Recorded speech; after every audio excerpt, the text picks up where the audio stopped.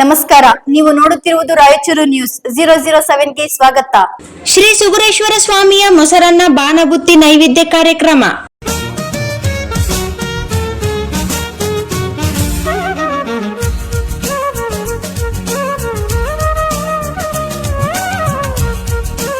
ಭಕ್ತಿ ಭಂಡಾರ ಬಸವಣ್ಣನವರು ಕಲ್ಯಾಣದಲ್ಲಿ 1,96,000 ಜಂಗಮರನ್ನು ಮಹಾಮನೆಯಲ್ಲಿ ಪಾಲ್ಗೊಳ್ಳುವಂತೆ ಸಂಕಲ್ಪ ಮಾಡಿದ್ದರು. 1,90,000 ಜಂಗಮರನ್ನು ಕೂಡಿಸಿದರು. ಇನ್ನು 6,000 ಜಂಗಮರ ಹುಡುಕಾಟ ನಡೆದಿತ್ತು. ಬಸವಣ್ಣನವರ ಧರ್ಮಪತ್ನಿ ನೀಲಾಂಬಿಕೆಯ ಸ್ವಪ್ನದಲ್ಲಿ ಕೂಡಲ ಸಂಗಮನಾಥನೇ ಬಂದು ಮಗಳೇ ಬಸವಣ್ಣನವರನ್ನು ಕಾಶ್ಮೀರಕ್ಕೆ ಕಳಿಸುವಲ್ಲಿ ಮಹಾದೇವ ಭೂಪಾಲರ ಅರಮನೆಯಲ್ಲಿರುವ 6,000 ಜಂಗಮರನ್ನು ಕರೆತರುವ ಕೆಲಸವಾಗಲಿ. ಅವರಿಗೆ ನೀವು ಮೊಸರನ್ನ ಬಾನಬುತ್ತಿಯನ್ನು ಕಟ್ಟಿ ಕಳುಹಿಸು, ಎಲ್ಲವೂ ಒಳ್ಳೆಯದಾಗುತ್ತದೆ ಎಂದು ಹೇಳಿದರು.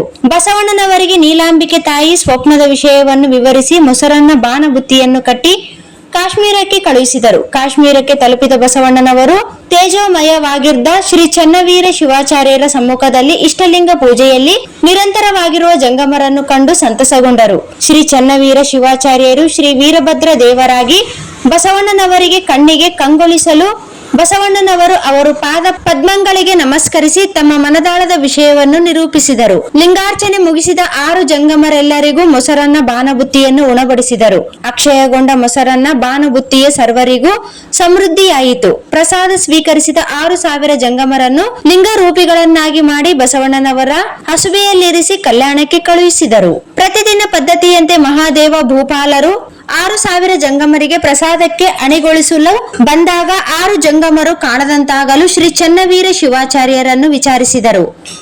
ಎಲ್ಲಾ ಜಂಗಮರನ್ನು ಕಲ್ಯಾಣಕ್ಕೆ ಬಸವಣ್ಣನವರೊಂದಿಗೆ ಕಳಿಸಿರುವುದಾಗಿ ತಿಳಿಸಿದರು.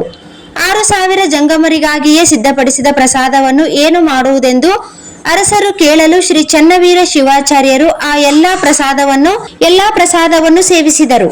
ಇದನ್ನು ನೋಡಿ ಅರಸು ದಂಪತಿಗಳು ದಂಗಾಗಿ ಶ್ರೀ ಚನ್ನವೀರ ಶಿವಾಚಾರ್ಯರ ಪಾದಕ್ಕೆ ಶರಣಾದರು. ನಂತರ ಬಸವಣ್ಣನವರ ಮಹತ್ ಕಾರ್ಯಕ್ಕೆ ನೆರವಾಗಲು ಶ್ರೀ ಚನ್ನವೀರ ಶಿವಾಚಾರ್ಯರು ಕಲ್ಯಾಣಕ್ಕೆ ಪ್ರಯಾಣ ಬೆಳೆಸುವುದಾಗಿ ತಿಳಿಸಿದರು. ಆಗ ಮಹಾದೇವ ಭೂಪಾಲರು ಮಗನಿಗೆ ರಾಜ್ಯಭಾರವನ್ನು ಒಪ್ಪಿಸಿ ತಮ್ಮ ಧರ್ಮಪತ್ನಿ ಒಡಗೂಡಿ ಶ್ರೀ ಚನ್ನವೀರ ಶಿವಾಚಾರ್ಯರ ಜೊತೆಗೆ ಕಲ್ಯಾಣಕ್ಕೆ ಬರುತ್ತಾರೆ.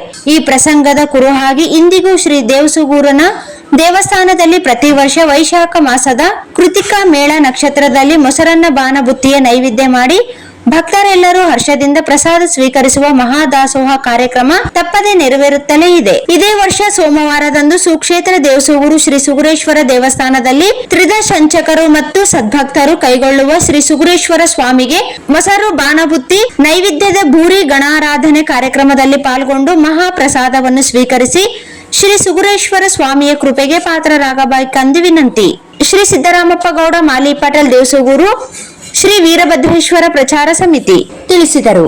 ಈ ಕಾರ್ಯಕ್ರಮಕ್ಕೆ ಸದ್ಭಕ್ತರು ಮೂಲೆ ಮೂಲೆಯಿಂದ ಶ್ರೀ ಸುಗುರೇಶ್ವರ ದೇವಸ್ಥಾನಕ್ಕೆ ಆಗಮಿಸಿದ್ದರು. ಸುಮಾರು 10,000 ರಿಂದ 15,000 ಭಕ್ತರು ಆಗಮಿಸಿ ಪ್ರಸಾದ ಸ್ವೀಕರಿಸಿದರು. ಈ ಕಾರ್ಯಕ್ರಮದಲ್ಲಿ ಶ್ರೀ ಸುಗುರೇಶ್ವರ ದೇವಸ್ಥಾನದ ಅರ್ಚಕರು, ಪೂಜಾರಿಗಳು ಹಾಗೂ ಸ್ವಯಂ ಸೇವಕರಾಗಿ ಗುಡಿ ಕಾರ್ಯಕ್ರಮಕ್ಕೆ ಭಾಗವಹಿಸಿದರು.